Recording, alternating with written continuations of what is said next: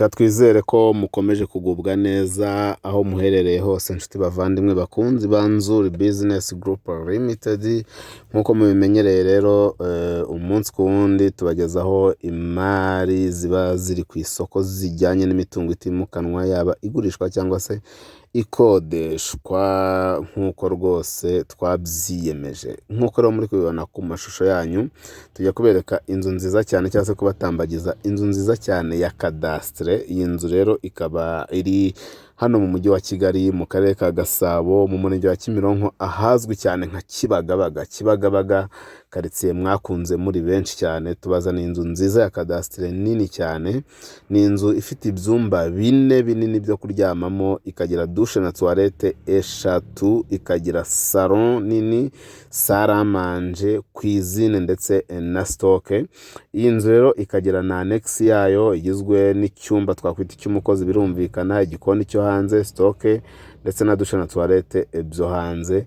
Iyi nzu ndetse ikagira jardin na parking bihagije. Ntabwo ari ibyo gusa rero, kubera ko iyi nzu yubatse neza kandi yubakishije ibikoresho bigezweho bijyanye n'igihe, amatafari ahiye, amakaro agezweho, amadushe yose arimo ibyo twita jacuzzi, ndetse ikagira n'ibigega by'amazi mu gipangu. Ni inzu rero y'akataraboneka kandi ishaka amafaranga makeya nkuko tuza kubabwira igiciro cyayo. Ntabwo ari iyi nzu yonyine, kubera ko ifite n'indi annex yayo mu gikari ushobora kubigurira hamwe cyangwa se ukagura iyi nzu nini gusa, biterwa n'amahitamo yawe cyangwa se n'ubushobozi bwawe. Iyi rero annex itandukanye n'imwe nababwiye, kuko imwe nababwiye iri kumwe n'iyi nzu nini.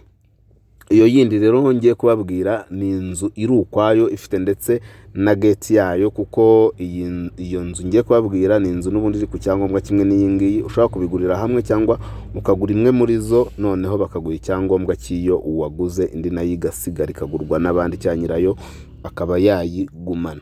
Iyi rero yindi ifite ibyumba bibiri binini byo kuryamamo, ikagira douche na toilette imwe, ikagira salon ndetse na cuisine yo mu nzu, ikagira stock yo hanze, ikagira icyumba cy'umukozi, ndetse ikagira na douche na toilette byo hanze, ikagira na parking y'imodoka imwe.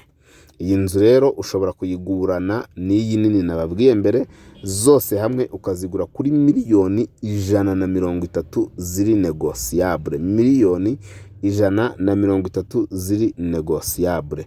Cyangwa se ukagura inini gusa ukaba wayigura kuri miliyoni 110 negociable, 110 negociable. Wabigura byose miliyoni 130 negociable. Wagura inyuma ntoya gusa miliyoni 30 negociable.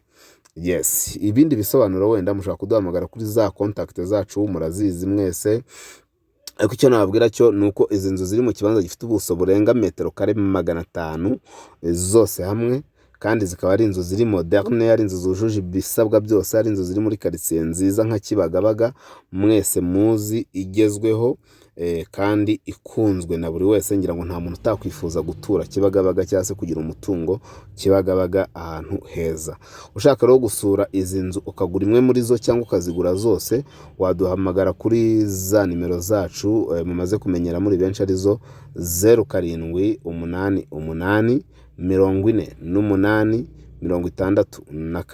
97 cyangwa se ugahamagara kuri 0781 2 inshuro 3 0123. Si ibyo gusa rero, kuko ushobora no kudusanga aho dukorera nta handi, ni mu nyubako ya Centenary House.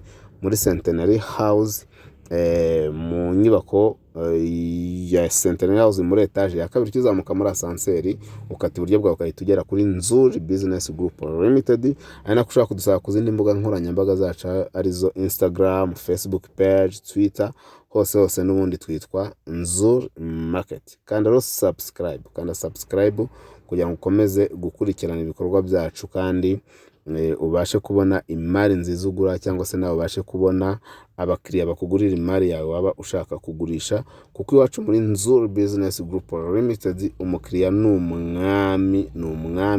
Ni nako kandi dushaka kukurangira aho ugura cyangwa ugurisha, ari nako kandi rwose tushobora kumanaginga imitungo yanyu tukayibyaza umusaruro vuba kandi neza tubashakira abakiriya. Ni karibu cyane rero iwacu, umukiriya ni umwami, turabakunda cyane. Ciao ciao. Uzahe umugabo ubutaka ntatabubyaza umusaruro bazabamushyinguramo, hanyuma uzagura ubutaka kubera ko aricyo kintu cyonyine abantu batazongera gukora. Nta butaka nta gihugu. Igihugu kiba ari cyawe bya nyabyo gifitemo n'ubutaka. Umuntu uzi ubwenge kandi ushaka kubona ejo hazaza heza nuriya ushora mu mitungo itimukanwa. Nimvuga imitungo itimukanwa rero nkavuga ubutaka, ujye uhita wumva Nzuri Business Group Limited. Nibo ba mbere hano mu Rwanda mu gutanga serivisi ijyanye n'ubutaka. Waba ushaka kugura, kugurisha ikintu gifitanye isano n'ubutaka, wegera Nzuri Business Group Limited. Nibo ba mbere hano mu Rwanda mu kuranga amazu. Bashobora kukurangira amazu kuva kuri miliyoni 10 kuzamura.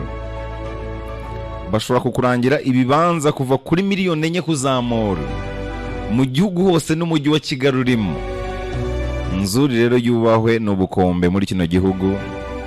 Icyo Nzuri itandukaniyeho n'abandi no kukugurisha cyangwa se kukurangira ahantu hatari mu bibazo.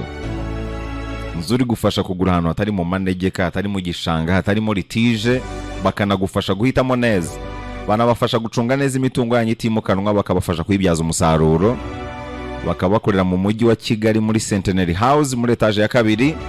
Ku bindi bisobanuro bahamagare kuri ya nimero yabo yoroshye cyane ni 0788 48 67 97 0788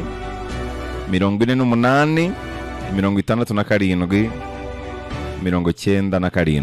Bafite n'indi ya 0788 23 0 1 2 3 0788 2 2 2 0 1 2 3.